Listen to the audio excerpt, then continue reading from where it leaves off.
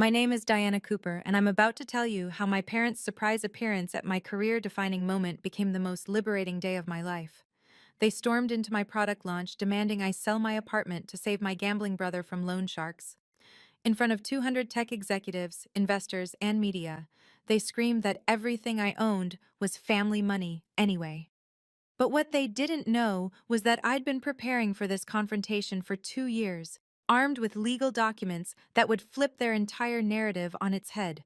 If you're watching this, please subscribe and let me know where you're watching from. This story changed how I view family, money, and the power of setting boundaries when the people who are supposed to protect you become the ones you need protection from. Let me take you back to that morning. The grand ballroom at the Ritz-Carlton was everything I'd dreamed it would be. Crystal chandeliers cast perfect light on the 200 guests filling the room: venture capitalists, hospital executives, tech journalists, and my entire team who'd worked alongside me for 3 years to reach this moment. I stood at the podium, my hands steady despite the magnitude of what we were about to unveil. Behind me, our logo glowed on the massive screen: MedAI Diagnostics. 3 years of 18-hour days, countless iterations, and burning through my savings had led to this. Ladies and gentlemen, I began, feeling the room's energy shift toward me. Every year, 250,000 Americans die from medical diagnostic errors. Today, we're introducing technology that will cut that number by 70%. The demo was flawless. Our AI system analyzed complex medical scans in real time, catching details that even experienced radiologists might miss. When I showed the case study where our system detected early-stage pancreatic cancer that 3 specialists had overlooked, Dr. Harrison from Mount Sinai actually gasped. James Mitchell, CEO of Apex Ventures, leaned forward in his front row seat. His fund had been circling us for months, and today's presentation would determine whether we'd receive the $50 million in Series B funding we desperately needed. My CFO, Sarah, gave me a subtle thumbs up from the side. Everything was going perfectly. The Japanese delegation from Yamamoto Medical had stopped taking notes and were simply recording everything. The Bloomberg reporter was typing furiously on her laptop. In conclusion, I said, clicking to our final slide, MedAI Diagnostics isn't just another tech product. It's a promise that no family should lose someone to a preventable diagnostic error. The room erupted in applause. 3 years of sacrifice, of choosing ramen over real meals, of sleeping in the office, of rebuilding my life from scratch after my family had torn it down. It was all worth it for this moment. Mitchell stood up, clearly ready to approach the stage. This was it, the moment that would change everything. Then I heard the commotion at the main entrance. Security was trying to stop someone, multiple someones. Voices raised in anger, getting louder, getting closer. My blood turned to ice as I recognized the shrill tone cutting through the professional atmosphere. "Get out of my way! That's my daughter up there!" The security guards never stood a chance. My mother bulldozed through them like they were made of paper, her voice echoing off the ballroom's high ceiling. Behind her, my father shuffled in his familiar defeated way, and between them, God, of course, Marcus, my older brother, looking gaunt and desperate.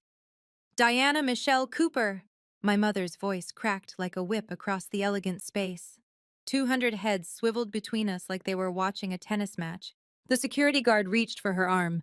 "Ma'am, this is a private event. Don't you dare touch me!" She slapped his hand away. "That's my daughter. I have every right to be here." My legs felt frozen to the stage. 5 years. 5 years of no contact, blocked numbers, returned letters. How did they even know about this? Marcus hung back near the door, his eyes darting around the room like he was calculating the combined net worth of everyone present. Even from 40 feet away, I could see his hands shaking. Withdrawal or fear, I couldn't tell. "Mrs. Cooper," James Mitchell said, standing up with practiced diplomatic calm. "Perhaps we could—" "Are you the one giving her money?" My mother whirled on him. "Then you need to hear this too. She's letting her brother die, her own flesh and blood." Phones appeared in hands like magic. The Bloomberg reporter's fingers flew across her keyboard. My carefully orchestrated launch was becoming a circus, and we hadn't even gotten to the main act yet. Sarah, my CFO, moved toward me, but I held up my hand. Running would make it worse. It always did with them. My father finally spoke, his voice carrying that familiar blend of exhaustion and enablement. "Diana, sweetheart, we just need 5 minutes. Please." 5 minutes? My mother laughed bitterly. "We need more than 5 minutes to discuss how she's hoarding money while Marcus is in mortal danger." Dr. Harrison from Mount Sinai was already heading for the exit. The Yamamoto delegation exchanged concerned glances. $50 million in funding was walking out the door with every second this continued. I gripped the podium's edges, feeling the wood grain under my palms. The microphone was still on. Everyone could hear my measured breathing. "Security," I said quietly, but the mic carried it through the room. "Please don't remove them yet." My mother's eyes gleamed with triumph. She thought she'd won. She had no idea what was coming. My mother didn't waste a second of her perceived victory. She marched down the center aisle like she owned the place, her voice filling every corner of the ballroom. "Look at you," she spat, gesturing at my tailored suit, the stage, the entire setup. "Playing successful businesswoman while your family suffers. You ungrateful, selfish child." The words hit their mark. I saw several investors shift uncomfortably. A few of my employees looked at me with new eyes. Was their CEO really the kind of person who would abandon family? 27 years we raised you, my father added, his voice carrying that special tone of disappointed parent that he'd perfected over the years. "Fed you, clothed you, kept a roof over your head, and this is how you repay us?" Marcus finally found his courage, stepping forward but still keeping our parents between us like shields. "Diana, I'm in real trouble. These aren't just regular debts anymore. These people, they'll kill me." My mother's performance reached new heights. "Do you hear that? Kill him. Your brother will die. And you're standing there in your designer clothes, in this fancy hotel, surrounded by all this wealth you've accumulated by stepping on your family." The whispers started. I caught fragments. "Didn't know she had family issues. Seems cold. What kind of person?" Sarah stepped closer to me, whispering, "Diana, should I call building security?" I shook my head slightly.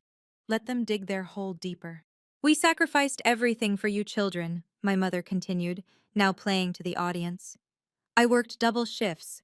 Your father took extra jobs. We gave you every opportunity, and you took it all and ran the moment you could make money." The lie was so smooth, so practiced. 5 years of no contact meant 5 years to perfect their victim narrative. The room was buying it. I saw sympathy shifting toward them, away from me. Mitchell cleared his throat. "Ms. Cooper, perhaps we should postpone?" "No," I said into the microphone, my voice steady. "Let them finish." My mother's eyes narrowed. She didn't like that I wasn't crumbling, wasn't rushing to apologize or explain. "Finish?" She laughed bitterly.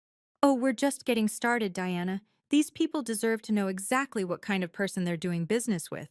Someone who would let family rot while she lives in a penthouse apartment that costs more than we've made in our entire lives." Marcus stepped forward slightly. "That apartment, Diana. You could save my life with it." The trap was set. They thought they had me cornered. My mother shifted into her favorite role, the martyred parent. She turned to face the audience, ensuring everyone could see her perfectly timed tears. "We gave this girl everything," she said, her voice breaking with practiced emotion. "When she wanted to go to Stanford, we said yes, even though it meant sacrificing our retirement. We supported her dreams, never asking for anything in return." The version of history she was selling was Oscar-worthy. No mention of the college fund that mysteriously vanished 2 weeks before my freshman year. No mention of the 18-year-old girl who had to scramble for emergency student loans. Nothing about the 3 jobs I worked while studying engineering. "And when she graduated," my father added, his voice heavy with false hurt, "she just left. Cut us off completely. No explanation, no gratitude, just abandoned the family that loved her." I watched the room's sympathy meter swing further in their direction. The Yamamoto delegation was whispering among themselves. 2 more investors headed for the exits. Marcus played his part perfectly, the broken son failed by his successful sister. "I made mistakes, sure. But Diana, we're family. I've been in therapy, getting help. I just need this one last chance to get clean, to start over. The people I owe, they're not patient anymore." "She has millions," my mother announced to the room, pulling a crumpled real estate listing from her purse. This penthouse of hers, $4.2 million. While we live in the same rundown house, while her brother faces death threats, she hoards wealth like a dragon. The Bloomberg reporter was typing so fast, I thought her laptop might catch fire. Tomorrow's headline was writing itself. Tech CEO abandons desperate family despite millions in assets. My team was looking at me with confusion, maybe even disappointment. They knew me as generous, someone who bought lunch for everyone, who gave bonuses even when we were struggling.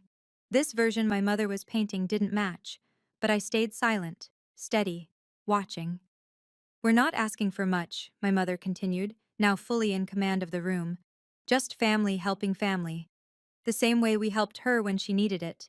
The same way we sacrificed everything for her education, her future. She was rewriting history in real time, and the audience was buying every word.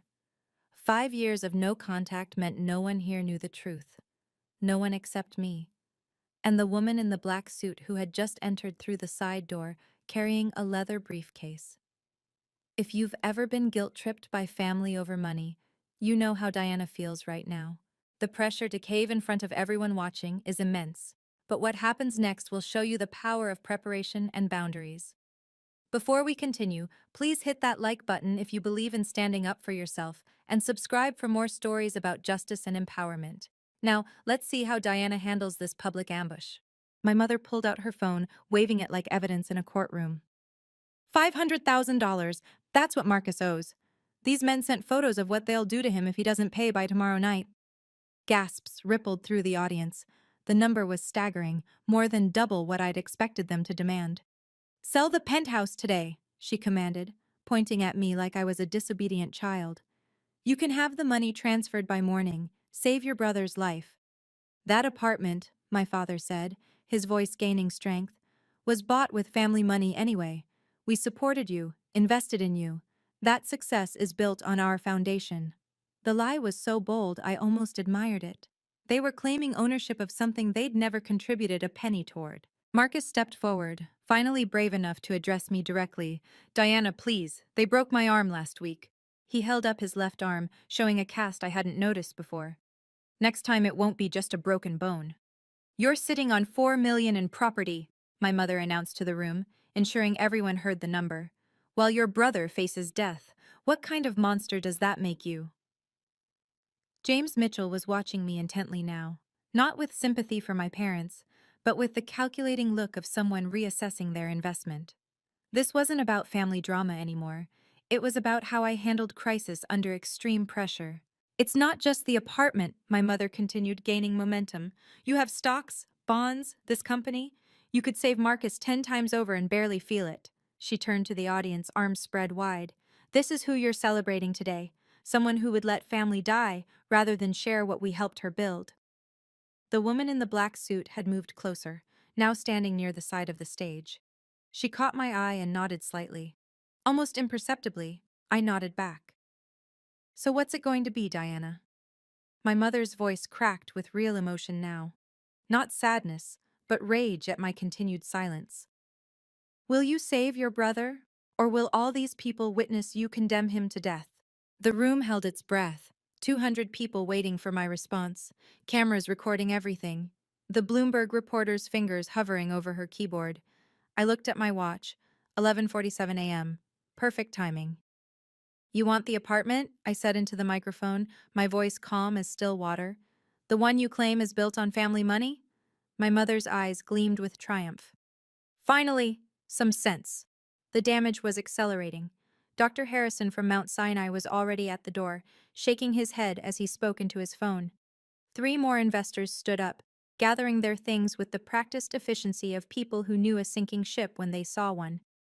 "Ms. Cooper," Mitchell said, his voice carrying across the room, "we need to discuss this situation, privately." The subtext was clear. The $50 million in funding was evaporating with each passing second. My CFO, Sarah, looked pale, calculating what this meant for our runway, our employees, our future. The Yamamoto delegation's translator was speaking rapidly in Japanese, and I caught the word risk repeated several times. They were reassessing everything. If I couldn't manage family, how could I manage their investment? My lead engineer, Tom, who'd been with me since the beginning, wouldn't meet my eyes. The disappointment on his face was worse than any investor walking out. He'd believed in me, and now he was watching me get destroyed by my own blood. Perhaps we should reschedule the demonstration, someone suggested from the back. No demonstration needed, my mother said loudly. You've all seen enough. You've seen what kind of person Diana Cooper really is. The Bloomberg reporter raised her hand. Mrs. Cooper, can you confirm the amount your son owes? 500,000, my mother replied immediately, seizing the media attention.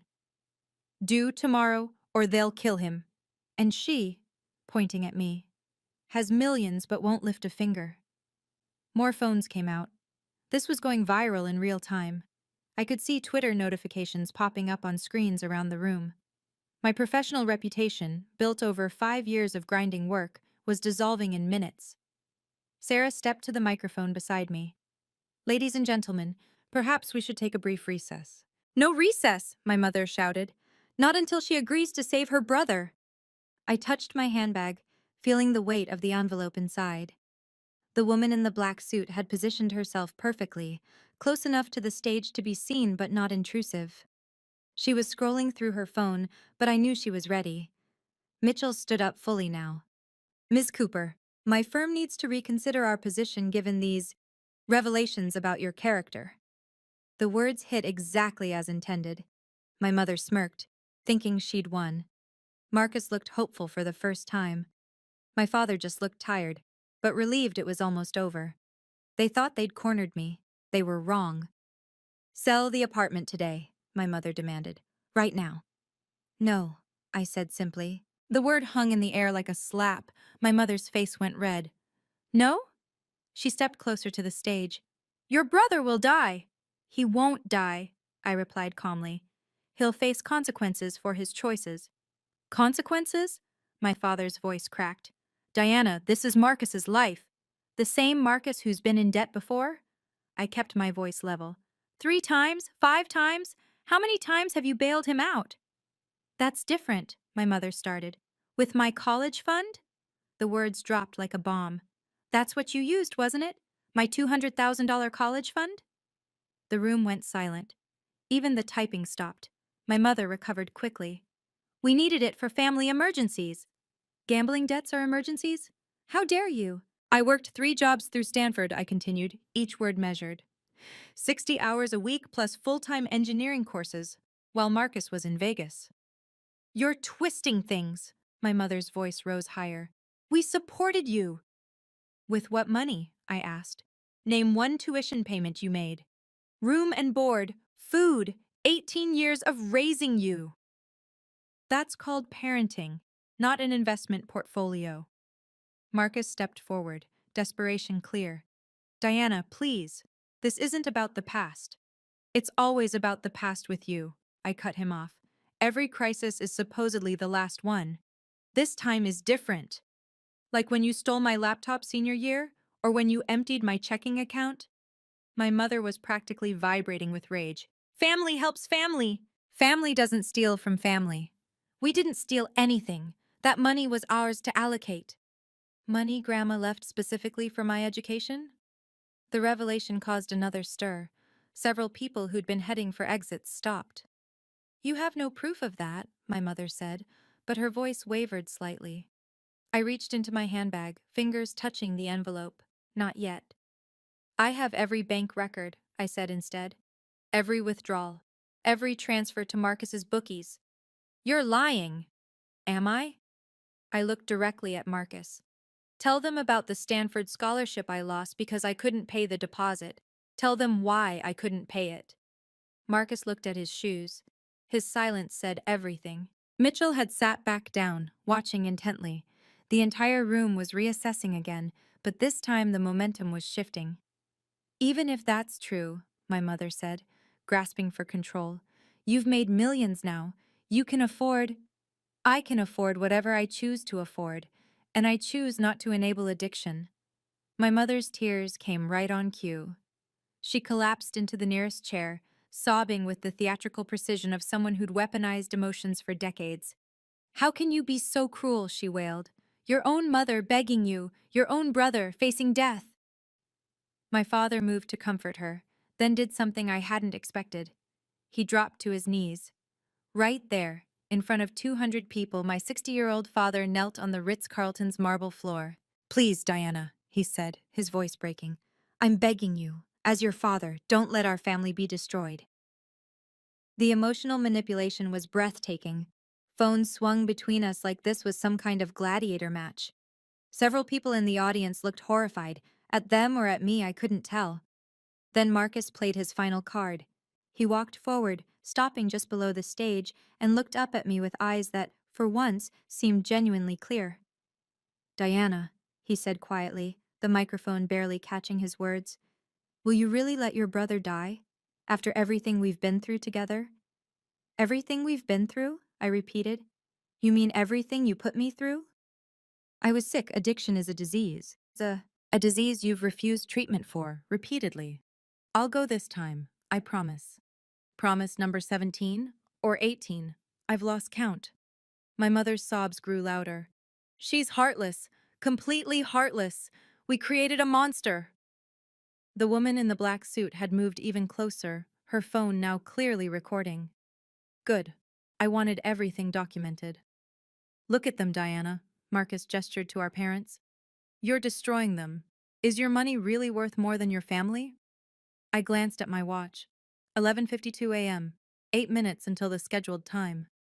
"You want to talk about destruction?" I asked. "Let's talk about the night before my Stanford final exams, when you needed just 5,000 to save your life. Remember what happened when I said no?" Marcus's face went white. "You called the police," I continued, "told them I was suicidal, had me detained for 72 hours. I missed my finals." Gasps echoed through the room. My mother's crying stopped abruptly. That was concern for your well-being," she said weakly. "It was extortion. And it worked. I gave him the money when I got out." "Ancient history," my father said, struggling to his feet. "What matters is now." "What matters," I said, reaching into my handbag, "is the truth." I pulled out the envelope, thick with documents. "Mom, you want to talk about family money? Let's talk about family money." The woman in the black suit stepped forward with perfect timing, her heels clicking against the marble with authority. She whispered something to the security guard, who immediately stepped aside. His entire posture changed, from crowd control to deference. She walked down the same center aisle my parents had stormed through, but where they had chaos, she brought order. Every movement was deliberate, professional. The leather briefcase in her hand might as well have been Excalibur. "Excuse me," James Mitchell said, standing again. "And you are?" The woman didn't answer him. Instead, she walked directly to the stage, stopping just below where I stood. She gave me a single professional nod. I returned it. My mother's eyes tracked her movement, and I saw the first flicker of uncertainty. "Who is this? Diana, what are you doing?" The woman pulled out her phone, checking something, then looked at her watch. She typed a quick message, then positioned herself where everyone could see her clearly. The briefcase was placed carefully on a nearby table, locks facing the audience. "Is this some kind of stunt?" my mother demanded, but her voice had lost some of its edge. Marcus backed up slightly, instinctively moving closer to our parents. "Diana, who is that?" I didn't answer. Instead, I watched as the woman received a text, read it, and nodded to herself. She then did something that made my mother go completely rigid. She pulled out a legal pad and began writing notes, while obviously listening to our conversation. "This is ridiculous," my father said, but he was watching the woman nervously. "Diana, we're your family. We don't need strangers involved in our personal business." The woman looked up at that, making direct eye contact with my father. She didn't say anything, just held his gaze for a moment before returning to her notes. "I don't like this," my mother said, her voice dropping. "Robert, I don't like this at all." For the first time since they'd burst in, my parents looked unsettled. They'd come here expecting me to be alone, vulnerable, cornered by public pressure. The woman's presence changed the entire dynamic. Sarah, my CFO, leaned toward me. "Diana, should I—" "Wait," I said quietly. The woman clicked open her briefcase, the sound echoing in the now silent ballroom. She pulled out a folder, thick with documents, tabs marking different sections. My mother's face went pale. "What is that?" The woman spoke for the first time, her voice carrying the kind of authority that made everyone lean in. "Mrs. Cooper," she said calmly, "I believe you mentioned something about family money." "Let me tell you about family money," I said, my voice steady through the microphone. $200,000. Grandma Eleanor's education trust for me. Ring any bells, Mom?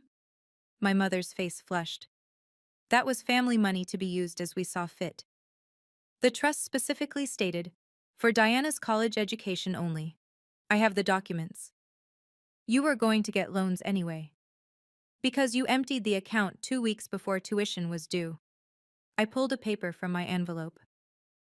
August 15th, 2016. Full withdrawal. Care to tell everyone where it went? Marcus shifted uncomfortably. He knew exactly where it went. Marcus had debts, my father said defensively. Dangerous people were threatening him. The same dangerous people who've threatened him every year since he was 21? This is different. You're right. This time it's 500,000 instead of 200. I pulled out another document. Want to know how I paid for Stanford after you stole my college fund? The room was dead silent now. Even the Bloomberg reporter had stopped typing, just listening. 3 jobs, I continued. Starbucks at 5 a.m., campus library until midnight, weekend coding projects, 60 hours of work plus full engineering course load. We didn't know you were struggling, my mother started. Because you blocked my calls when I asked for even $50 for textbooks. That's not true. I pulled out my phone, scrolled to screenshots I'd saved for 5 years. September 3rd, 2016. Can't help you, Diana. Marcus needs our support right now. October 15th. Stop being selfish. Family helps family. December 1st. If you can't manage money better, maybe college isn't for you. My mother's mouth opened and closed like a fish. But here's the interesting part, I said, looking directly at her. I kept every receipt, every loan document, every pay stub, every bank statement showing my payments. The woman in the black suit pulled out a thick folder from her briefcase, holding it up so everyone could see the label. Cooper Education Loan Documentation, 2016-2021. 200,000 in student loans, I continued, paid back in full, with interest, by me, alone. So, my mother said, but her voice was shaking now. You paid your loans. Good for you. Not my loans, I said, pulling the final document from my envelope. Yours. The woman in the black suit smiled slightly, opening her folder. You see, Mom, I did something interesting. I documented that the loans were to replace stolen trust funds. And guess what that makes them legally? My mother's face went white as a sheet. The tension in that room is unbearable. 200 tech executives are witnessing a family meltdown that could destroy Diana's career, but she's been preparing for this moment. If you've ever had to stand up to family manipulation, drop a comment below. I read every single one. And if this story resonates with you, please share it with someone who needs to hear it. Now, let's see Diana's power move that changes everything. My mother's composure finally cracked completely. You ungrateful little bitch! She screamed, lunging toward the stage. She actually grabbed my ankle, trying to pull me down. After everything we did for you, you're nothing without us, nothing! The security guards started forward, but I held up my hand, stopping them. Let everyone see this. Let them see who my parents really were. You got rich because of the foundation we gave you, Marcus shouted, emboldened by our mother's rage. Every success you have is built on our sacrifice. Your sacrifice? I laughed. Actually laughed. Name one sacrifice, one specific thing you gave up for my education. Everything! My mother shrieked, still gripping my ankle. We gave up everything! Name one thing. The vacation home, my father suddenly said. We sold the cabin to pay for your expenses. I pulled out another document. The cabin you sold in 2015, the year before I started college, the one you sold to cover Marcus's Vegas debts? The Bloomberg reporter was recording everything now, her phone held high. You're twisting everything, my mother screamed, making us look like monsters. She turned to the audience, mascara streaming down her face. She's lying. We're good parents. We loved our children. We gave them everything. You gave Marcus everything, I corrected, including my future. He needed help. He needed consequences. Instead, you gave him my college fund, my laptop, my savings bonds from grandma, even my car. That car was a family vehicle. That I paid for, with my summer job money, which you also gave to Marcus. The room was recording everything, every phone, every camera, capturing the complete meltdown of my parents' carefully constructed victim narrative. You owe us! My mother screamed, finally releasing my ankle and standing up. You owe us for raising you, for feeding you, for keeping you alive. I owe you nothing. We'll sue you. We'll take everything. Try it. She actually raised her hand like she was going to slap me, even with the distance between us. The security guard stepped forward, but the woman in the black suit was faster. Mrs. Cooper, she said sharply, I would strongly advise against any physical contact. Who the hell are you? My mother spun on her. The woman smiled, a shark smile.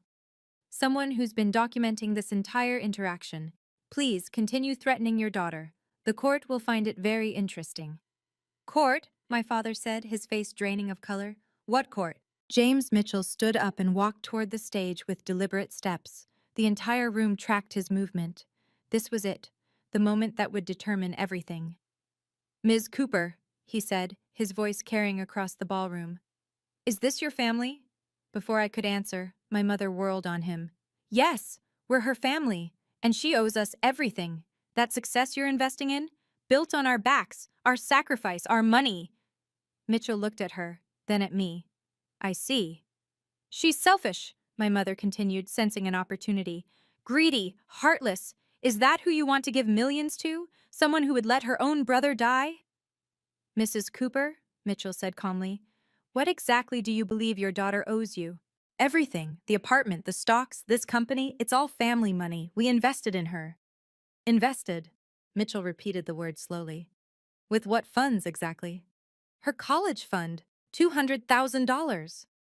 The fund you took for your son's gambling debts? My mother's mouth snapped shut.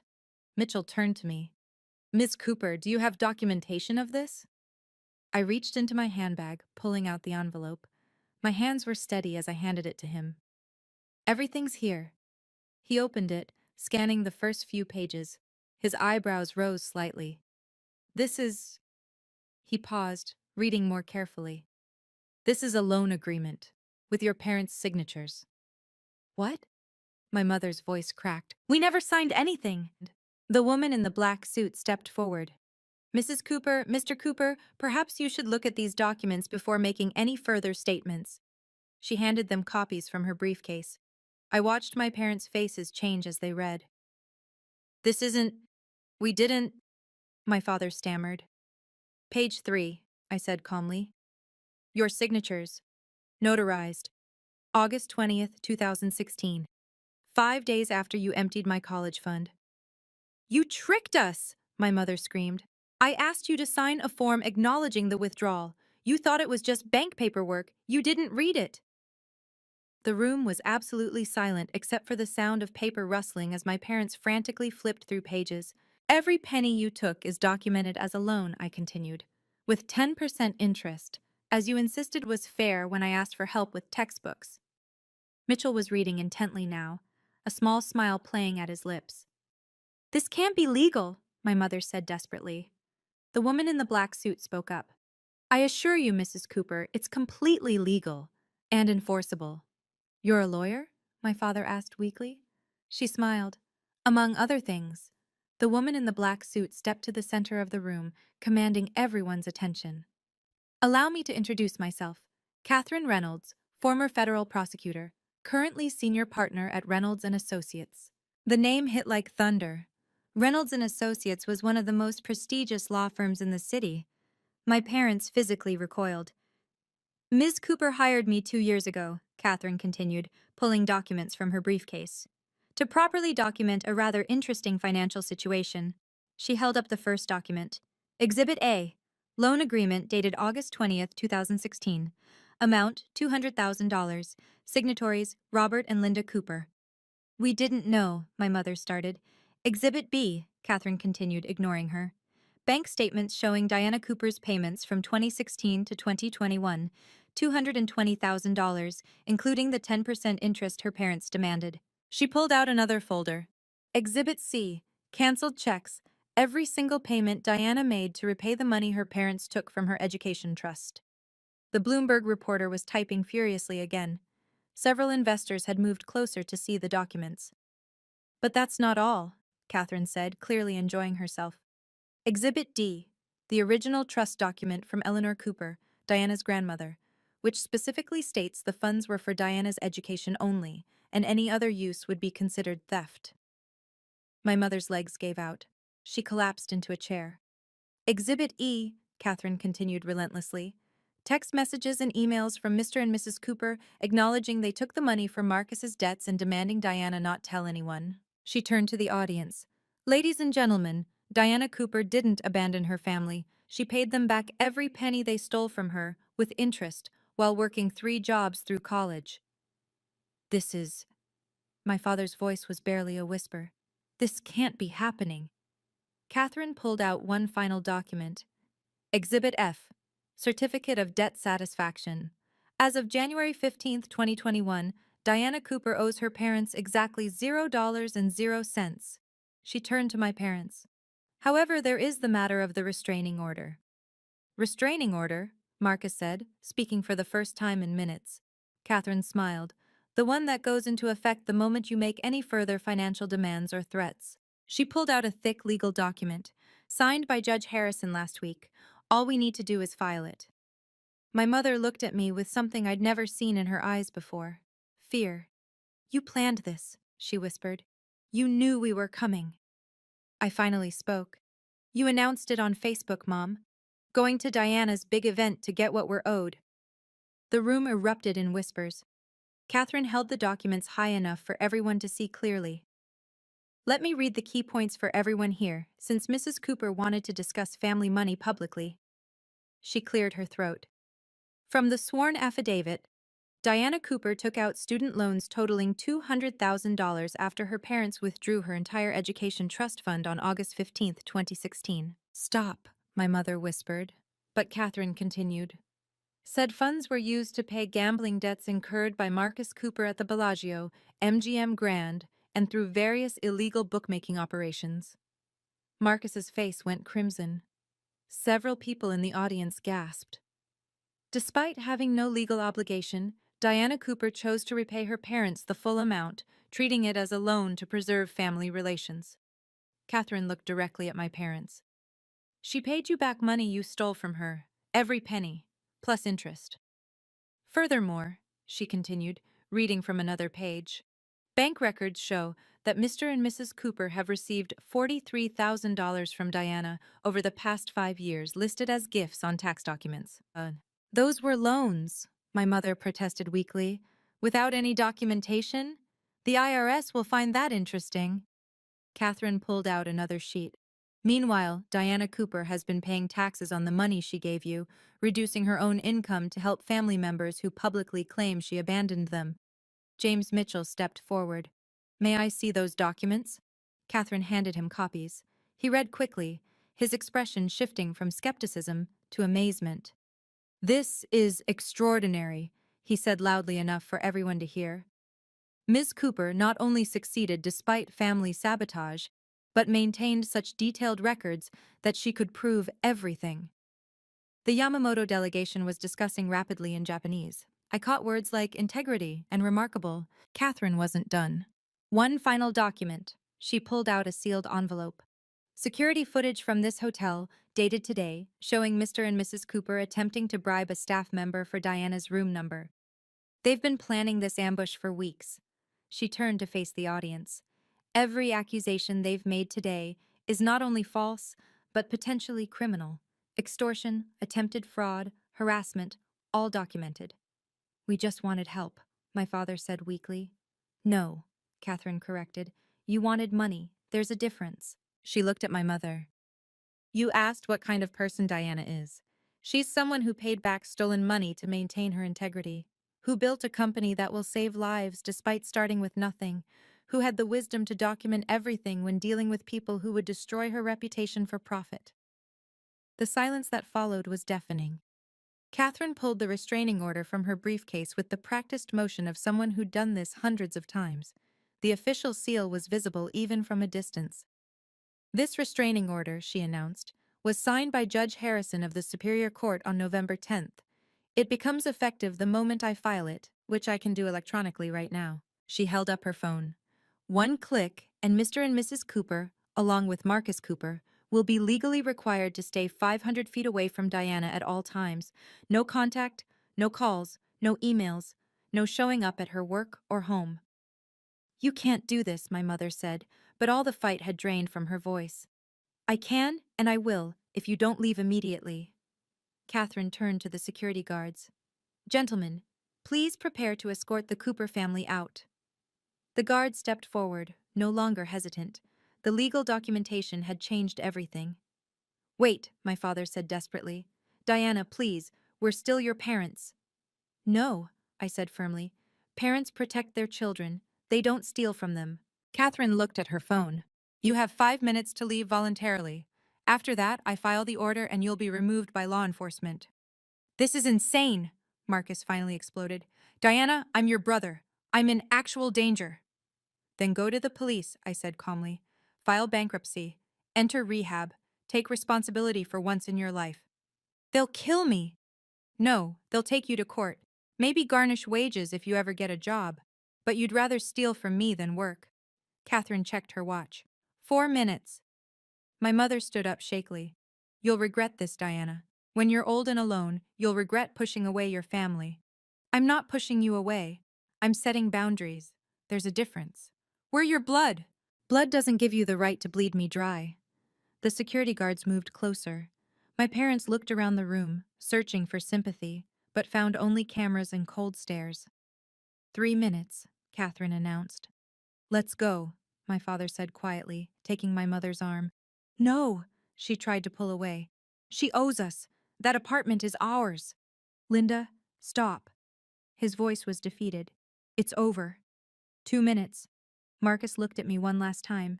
You're really going to let me die? You're not going to die, Marcus.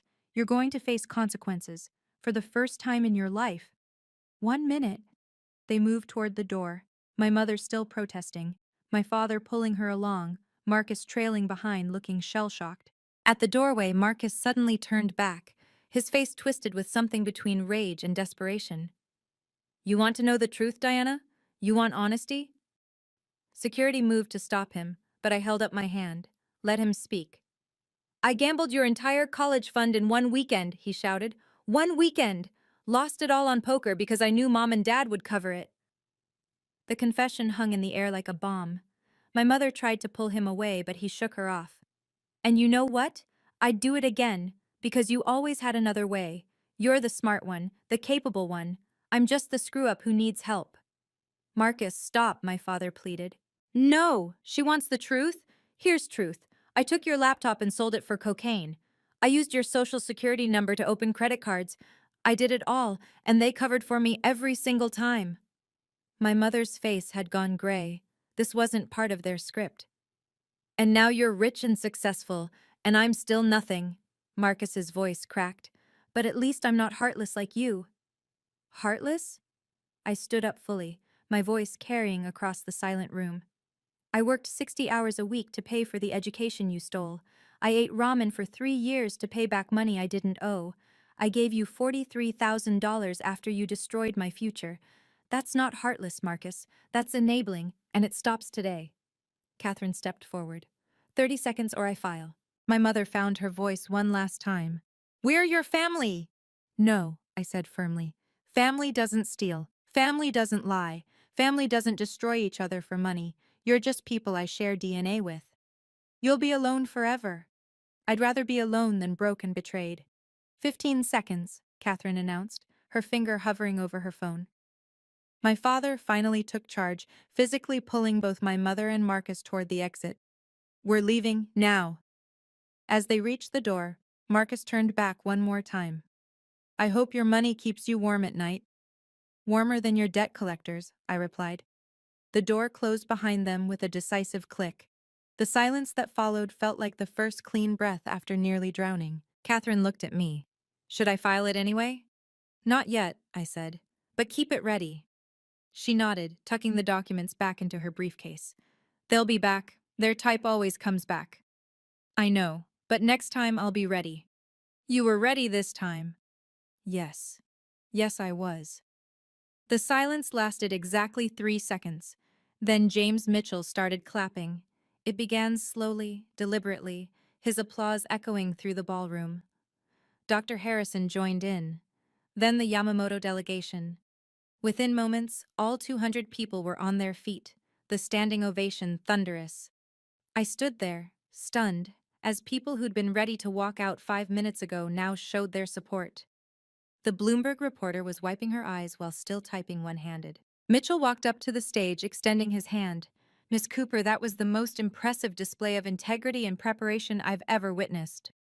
I shook his hand, still processing what had just happened. 50 million? He said loudly enough for everyone to hear. Let's make it 75. Anyone who can handle that level of pressure while maintaining complete professionalism is exactly who we want to invest in.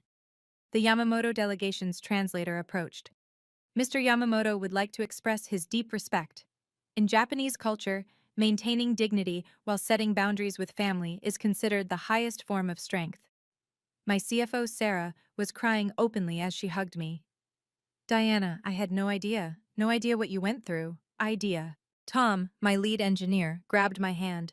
We knew you were tough, but this explains everything. The long hours, the drive, the attention to detail. You were always preparing for war. Not war, I corrected. Defense. Dr. Harrison from Mount Sinai approached. Ms. Cooper, I need to apologize. I was ready to leave, to judge you based on their performance. But what you've shown today, the documentation, the legal preparation, the calm under fire, this is exactly the kind of leadership healthcare technology needs. Catherine Reynolds was packing up her briefcase when several investors approached her, asking for business cards. She winked at me. Apparently, publicly destroying manipulative people was good for business. The Bloomberg reporter raised her hand. Ms. Cooper, can I ask, why did you pay them back? You had no legal obligation. I thought for a moment. Because I needed to own my success completely. Every dollar I have, I earned. They can't claim credit for any of it. But 43,000 after that? Guilt is expensive, but it's not infinite. Today was the final payment. Mitchell spoke up. For what it's worth, your company valuation just went up. Integrity like this is rare. Someone from the back shouted, Are you going to file the restraining order? Only if they come back, I said. They've been given a choice. Stay away and keep their freedom, or persist and face consequences. The room nodded collectively. They understood. This wasn't cruelty. It was justice. Within 6 hours, everything changed. The Bloomberg article went live at 3 p.m. with the headline, Tech CEO's Masterclass in Boundary Setting Goes Viral at Product Launch. By dinner, it had been shared over 1 million times. Mitchell's firm wired the 75 million that afternoon, 25 million more than we'd originally discussed. His email was simple. Integrity is the rarest commodity in Silicon Valley. We're not just investing in your technology, we're investing in your character. The Yamamoto delegation signed a partnership agreement worth another 30 million, specifically citing demonstrated crisis management and ethical leadership in their decision memo. Mr. Yamamoto himself called to say that in 40 years of business, he'd never seen such grace under family pressure. 3 more venture firms reached out before sunset.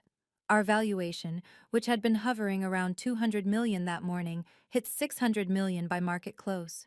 But the real shock came from our customers. Hospital systems that had been hesitant suddenly wanted immediate demos. Johns Hopkins, Mayo Clinic, Cleveland Clinic. They all called within hours. The CEO of Kaiser Permanente left a voicemail. Anyone who can handle that level of personal attack while maintaining professionalism can handle our implementation challenges. Sarah showed me the numbers, tears in her eyes again. Diana, we just secured enough funding to operate for 10 years without another investor meeting. The job offers poured in too. Google, Apple, Microsoft, all wanting to poach someone who'd demonstrated such spectacular leadership under fire. I declined them all. This was my company, built from nothing, owned completely. Catherine Reynolds called that evening. Diana, I've had 17 inquiries about representing other tech executives with family issues. You've started something. I just wanted them to leave me alone. No, you wanted justice. And you got it. Publicly. That matters. The security footage from the hotel had been leaked, probably by staff who'd witnessed everything. The video of my mother screaming while I calmly presented documents had become a masterclass shared in business schools by end of day. But the most meaningful response came from my team. Tom organized a dinner that night, just the core group who'd been there from the beginning. No speeches, no grand gestures, just a cake that said, "Boundaries are beautiful." "We always wondered why you worked so hard," Sarah said, "why you documented everything obsessively. Now we know. You were building a fortress." Not a fortress, I corrected. A foundation. One they couldn't shake. By midnight, MedEye Diagnostics was trending globally. We'd become the most valuable pre-IPO healthcare technology company in the country. All because I'd finally said no. 6 months later, I stood in the same Ritz-Carlton ballroom, this time for our IPO celebration. MedAI Diagnostics had just gone public at a $2 billion valuation. The same people who'd witnessed my family's meltdown were now toasting our success. The restraining order had never been filed. My parents and Marcus had vanished completely after that day. No calls, no texts, no surprise visits. Sometimes silence is the loudest apology you'll ever get. I'd started therapy the week after the confrontation. Dr. Martinez helped me understand that setting boundaries wasn't cruelty. It was self-preservation. "You can't save someone who's using you as a life raft while drilling holes in the boat," she'd said. The money I'd been giving my family, that $43,000, I now donated to a scholarship fund for students whose families had drained their college savings. In 6 months, we'd helped 12 kids stay in school. James Mitchell approached me during the IPO party. "Any word from them?" "Nothing, and that's the gift." "Do you regret it?" "I regret that it was necessary. I don't regret doing it." He nodded. "My brother still asks for money, but now I say no. You taught me that." The truth was, I'd learned something crucial that day. Boundaries aren't walls you build to keep people out. They're bridges to self-respect. Every time you maintain them, you tell yourself and the world that you matter. Catherine Reynolds had become a friend.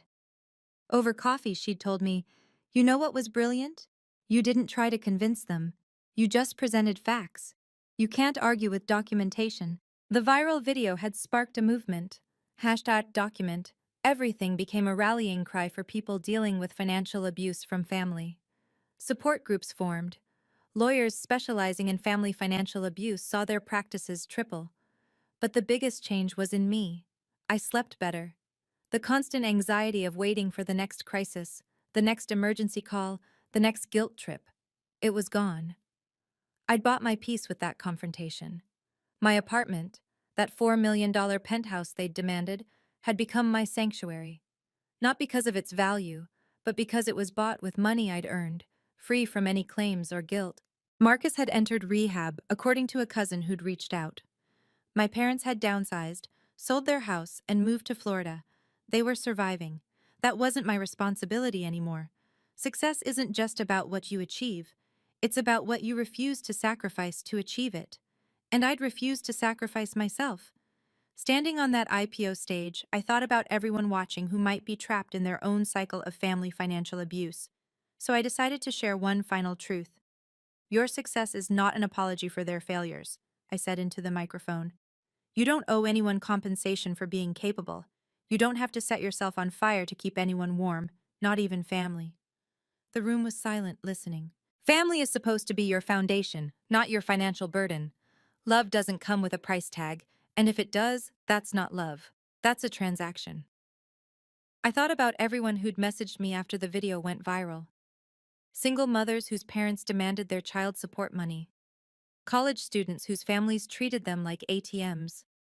Successful professionals haunted by relatives who felt entitled to their achievements. Setting boundaries doesn't make you heartless. It makes you sustainable. You can't pour from an empty cup, and you can't build a future if someone keeps stealing your foundation. The truth is, I still love my parents. I love the parents they could have been, should have been, but I don't love what they became. Financial predators who saw their daughter's success as their retirement plan. Marcus might get clean. My parents might find peace. Maybe someday they'll understand that love and money are separate currencies. But that's their journey, not mine. My journey was learning that no is a complete sentence, that documentation is protection, that preparation beats panic every time, and that sometimes the most loving thing you can do is refuse to enable destruction. To everyone struggling with similar situations, here's what I learned. Start documenting today. Every loan, every gift, every conversation about money. Not because you're planning for war, but because you're building evidence of your boundaries. Find your Catherine Reynolds, a legal advocate who understands family financial abuse. They exist, and they're worth every penny. Get therapy. The guilt is real, but it's not justified. You need professional help to deprogram years of manipulation. And remember, their emergency is not your responsibility. Their choices are not your consequences. Their failure is not your fault. Blood makes you related. Loyalty makes you family. And sometimes the most loyal thing you can do is protect yourself from people who share your DNA, but not your values. That day at my product launch, I didn't just reveal new technology. I revealed a new me. Someone who could stand firm in truth while my family performed their practiced lies. And that revelation was worth more than any IPO. Thank you for watching Diana's story. If you've ever struggled with family boundaries around money, you're not alone. Setting limits doesn't make you selfish, it makes you sustainable. Please subscribe for more stories about standing up for yourself with grace and strength. Share this with someone who needs to hear that it's okay to protect their peace. And remember, love doesn't require you to light yourself on fire to keep others warm. What boundaries do you need to set? Let me know in the comments below.